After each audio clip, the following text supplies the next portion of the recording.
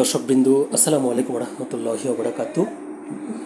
অবিলম্বে ব্যবস্থা না নিলে ভোটারদের নিয়ে নিজেই শপথ পড়ার ঘোষণা ইশরাকের, এরকম একটি শিরোনাম দিয়ে একটি খবর প্রকাশিত হয়েছে দৈনিক আজকের পত্রিকায়। খবরটির বিস্তারিত লেখা হয়েছে,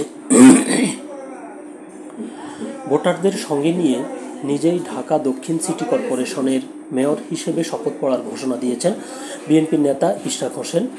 তিনি জানিয়েছেন, বর্তমান সরকার যদি অবিলম্বে ডিএসসিসির মেয়র হিসেবে শপথ গ্রহণের অনুষ্ঠানের ব্যবস্থা না করে তাহলে তিনি এই পথে হাঁটবেন। আজ মঙ্গলবার বেলা ৩টায় রাজধানীর গুলিস্তানে নগর ভবনে গণ অবস্থান কর্মসূচিতে অংশ নিয়ে ইশরাক হোসেন এই ঘোষণা দেন। আজ সকাল থেকে ঢাকাবাসীর ব্যানারে এই অবস্থান কর্মসূচি চলছিল।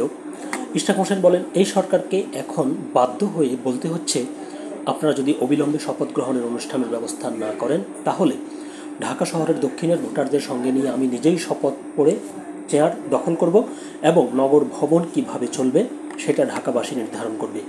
কোনো বহিরাগত উপদেষ্টা বা উত্তরের মতো কোনো প্রশাসক দিয়ে এই নগর ভবন পরিচালনা করতে দেওয়া হবে না। এটিই আমাদের শেষ কথা, এটাই আমাদের শেষ বার্তা।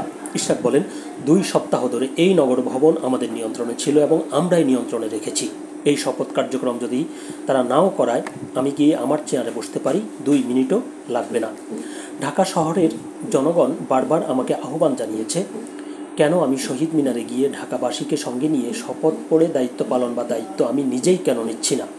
তখন আমি বলেছি, যেহেতু আমরা একটি নিয়মতান্ত্রিক রাজনৈতিক দল, আমাদের দলের পক্ষ থেকেও নির্বাচন কমিশন ও স্থানীয় সরকার মন্ত্রণালয়ে বারবার যোগাযোগ করা হয়েছে, কারণ আমরা নিয়মতান্ত্রিক রাষ্ট্র পরিচালনায় বিশ্বাসী। আমরা চাই না কোনো ধরনের একটা বাজে উদাহরণ সৃষ্টি হোক। এ সময় ঈদ ও মানুষের দুর্ভোগের কথা চিন্তা করে বর্তমান অবস্থান কর্মসূচি কিছুটা শিথিল ও বিরতি দেওয়ার সিদ্ধান্তের কথাও জানান তিনি। এই ছিল খবরটি। তো আমরা জানি না শেষ পর্যন্ত কি হয়। সরকার কি কোনো পদক্ষেপ নেয়, নাকি তিনি নিজেই শপথ পড়ে মেয়র পদে বসে তিনি ওনার কার্যক্রম পরিচালনা করতে শুরু করেন। সে সময় পর্যন্ত আমরা সকলেই অপেক্ষা করব, দেখব শেষ পর্যন্ত কি হয়। সকলে ভালো থাকবেন, সুস্থ থাকবেন। আল্লাহ হাফেজ।